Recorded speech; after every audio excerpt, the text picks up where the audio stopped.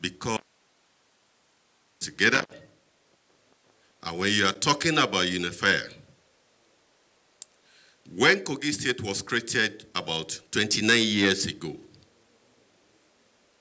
we never had any governor to look at the unity of the state because of our diversity.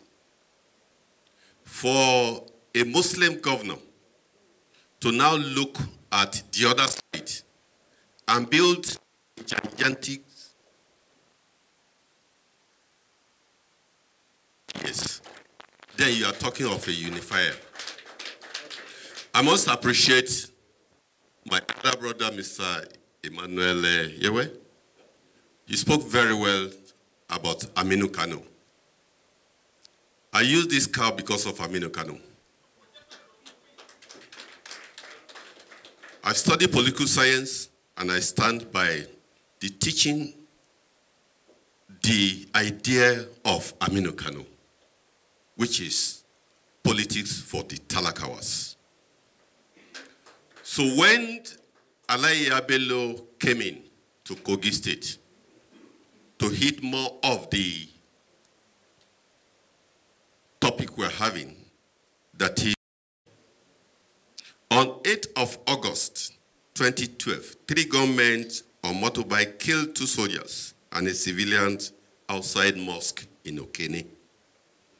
Terrorists attacked DSS office in Lokoja at Zone 8 on 26th of September 2015, where 4 people were reportedly killed. Plenty of the images were released. It is on record that a total of 51 people lost their lives to terrorist activities in the state between 2011 and 2015. Fulani host community classes. A total of 29 classes were recorded between 1st of January 2015 and June 2016. 12 were carried out by the farmers host communities, while 17 were perpetrated by the Fulanis. Why I'm bringing all this is to tell us that what happened in Kogi was so massive, where 51 people died as a result of terrorist attacks. It's also for us to know that today we hear in Zamfara, in Katsina, that 25 people died and it doesn't mean anything to them. But 51 people died between 2012 and 2015 in Kogi, and we are taking it seriously. So what were the root causes? The root causes was not far from the 2007 election, where youths were given arms for personal gains. We moved to 2011 election and 2015 election. More youths gained arms, and they were terrorizing people. The story of insecurity of the state has changed. The state government, under the leadership of His Excellency Alayi Bello, decided to take the bull by the horn in restoring peace and confidence to the good people of the state. The government embarked on concrete programs and policies to tackle the menace of crimes in the state. These efforts have been yielding the much desired results as the security situation in Kogi State today has improved tremendously as compared to what was obtained before. So, what are other causes? In addition to this, we have the unemployed youths that were used as political thugs. This compounded the situation. This coupled with low-level collaboration and synergy among security agencies. As a result, we also lack well-structured intelligence gathering and defined institutions like vigilante service, local hunters to tackle the challenges. Your Excellency, when we talk of lack of synergy in Kogi among security agencies, I recall one night when all head of security agencies were with the governor, strategizing of how to improve security, where a service, the army, the DSS and police we turned it to boxing ring. And the governor was just looking at everybody. The situation was so bad that they were in Kogi, or they served in Kogi to carry out their own interest, not the state interest. So he certainly have no reason for not bringing them together. And when we discovered that they could not work properly, the governor did the needful by reporting back to the headquarters. And some other people were brought, and we synergized together. And today, we have one of the best people working in Kogi as federal armed forces, police, and other paramilitary working perfectly to bring security to Kogi State. Now, the new direction agenda blueprint has already identified all this time before and different. First, defining the geographical location and providing the security apparatus. You cannot, there are no two states in Nigeria that are the same as is related to the people, topography, geographical location, access roads, infrastructure, religion, ethnic diversity. All these help to shape the security you provide in any state. This is what we do. If you are running after an armed robber in Kogi, you can go to any length. In Benue, you can go to any length. You cannot carry out the same in Kano City. I'm saying Kano City, not everywhere in Kano. You must take into cognizance the religion of the people, the location. About 85 people transverse between north and south. They transverse through Kogi. Now, Benue, that is our neighbor, we have less than 15%. So you cannot provide the same security for Kogi to serve in Benue. So you must define where you want to provide security. And that is what we did. When you know chess game and people try to play it, that was what the governor was doing. You call security agency roundtable afternoon, evening, and night, and you start playing the chess game to know what is happening. So one of the area we noticed is that you need data. So we went to data, we discovered that the highest crime we have, kidnap, happen to be in the central, where 86.1% is from that place. And 51.5% is from that place. 24.2% from the west, and 23.6% from the east. So what happened now? It helps you to provide the right logistics and deployment by security agencies to the areas. We identified the threats, and I've told you the threat we had, more of kidnapping, more of bank robbery, more of political agitation, Fulani host communities, and you will see what we did in each of these. How do we do it? When you have all this data collated, we now synergize to work. We work out local solutions to involve the people ownership of security. I told you the constitution defines what the role of the people should be, the government to provide security for them. You must involve the people in providing the right security for them. The governor equally mentioned something yesterday, that in Kogi we have dotted places occupied by people. The same happen in Nigeria. If any of you want to try it, go to any state, go to any forest, go and start clearing two plots of land. You want to cultivate in the forest. Within a week, somebody will come to you. If somebody owns that land, let them take ownership of the security. When you know farmers in Nigeria those days, when a yam is stolen from a farm, they look at the footpath of the person and they go back to the village to identify it. So if you can identify it, that means the community know themselves through traditional rulers. So which means the colonial masters were not stupid when they created police, native police authority. And they were using them to work with the central police. And that is what Kogi decided to do. Involve the people, involve the stakeholders, the traditional rulers, the stakeholder, the youth, the women. When you involve them in security, providing security, you will discover that what you were about insecurity, thing of the past.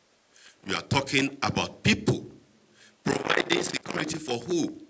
Policies that federal government will just take and dump on the state sometimes does not work.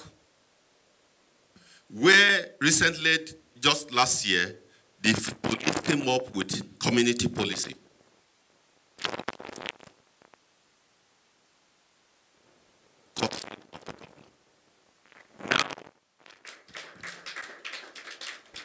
The idea of community policing, we already have it in Kogi, where the state advise from each state what you need in your own.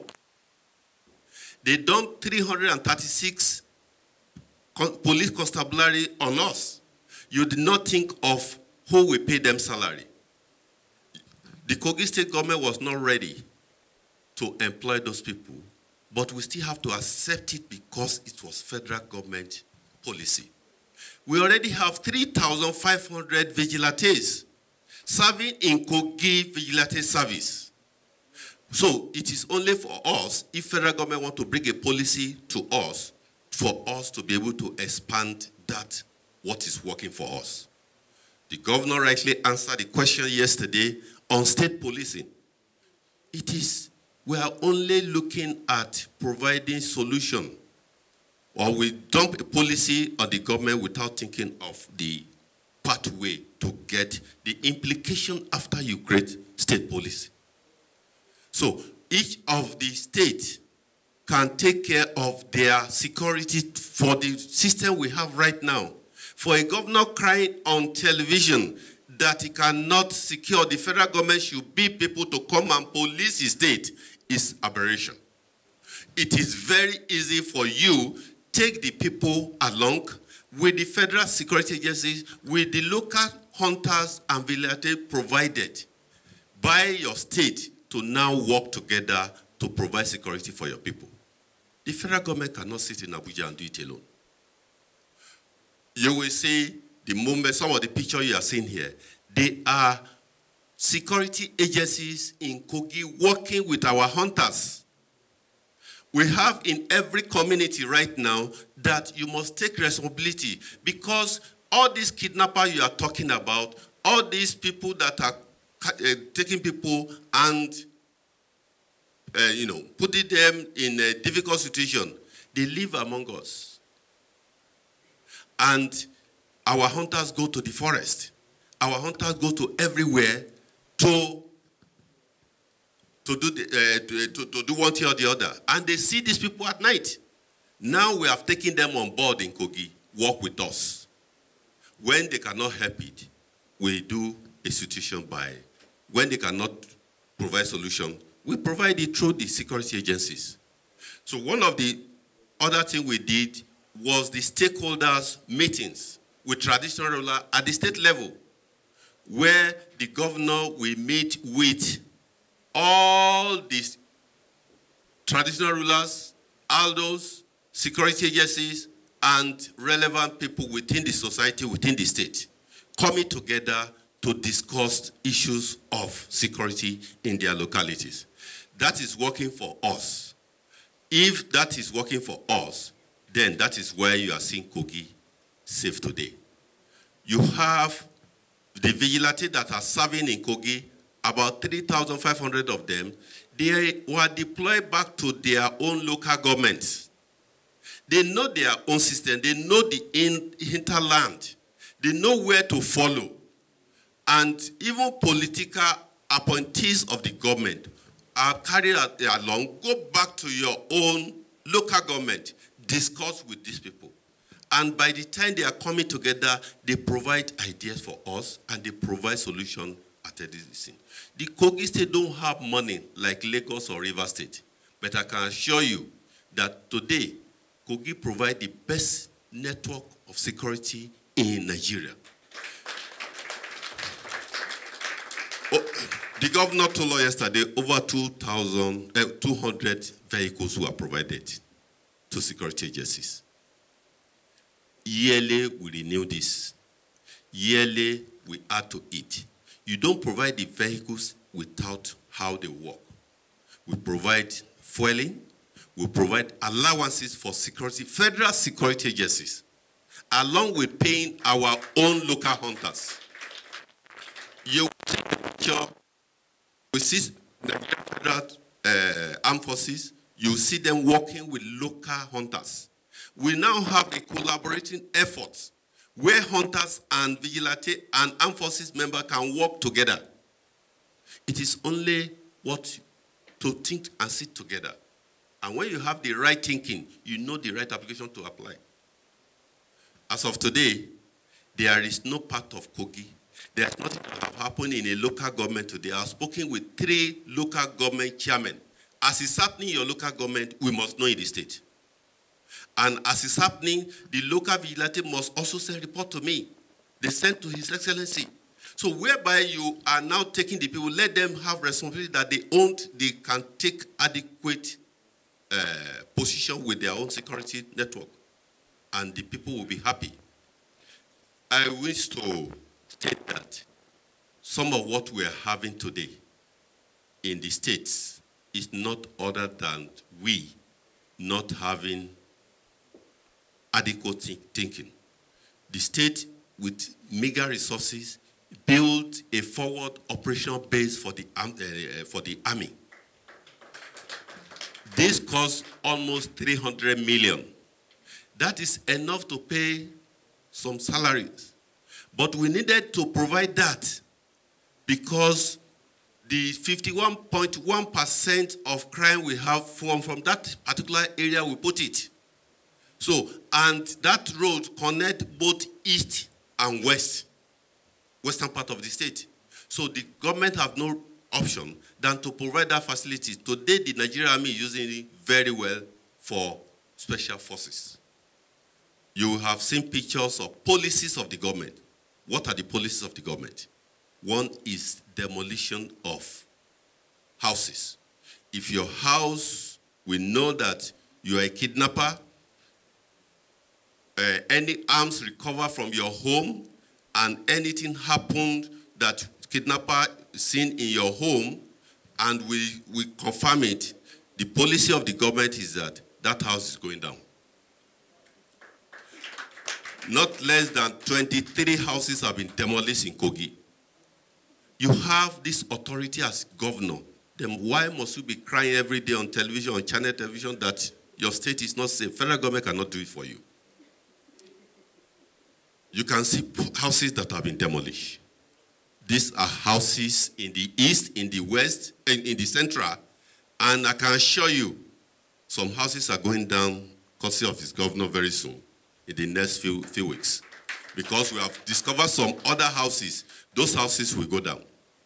We appreciate you, Your Excellency, for that willpower. The willpower is what is required. Let me tell you, one thing that is disturbing us is to think of policy that you do, we don't have willpower to back it up.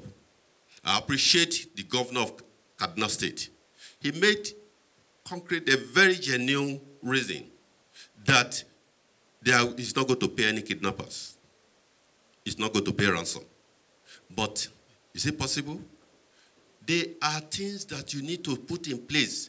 Kaduna State House of Assembly cannot pass that law. The only place that can pass the law is federal law.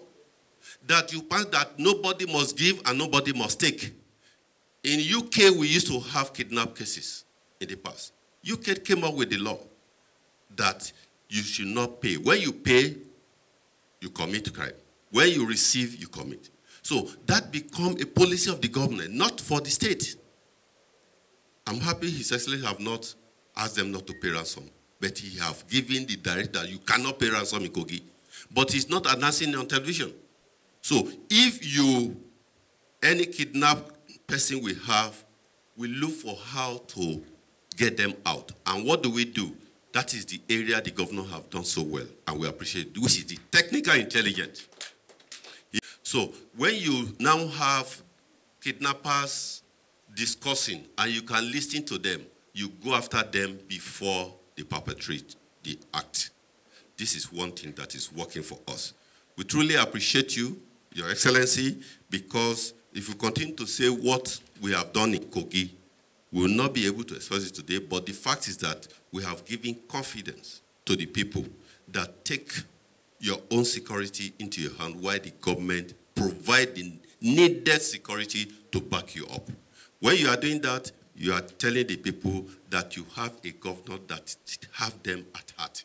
And when you have them at heart, they know that they can give you the best information. Today, before you know it, in my phone you open information coming to say, so people were leaving. We have a policy now, even if for the demolition of houses, we have a policy that if you are a landlord, you fail to find out who is living in your house, and he goes out, commit crime as a kidnapper, you come back and we discover he lives in your house, that your house is going down. So that is very simple to tell you that you need to report the right or the wrong people in your home. We truly appreciate this opportunity. God bless you.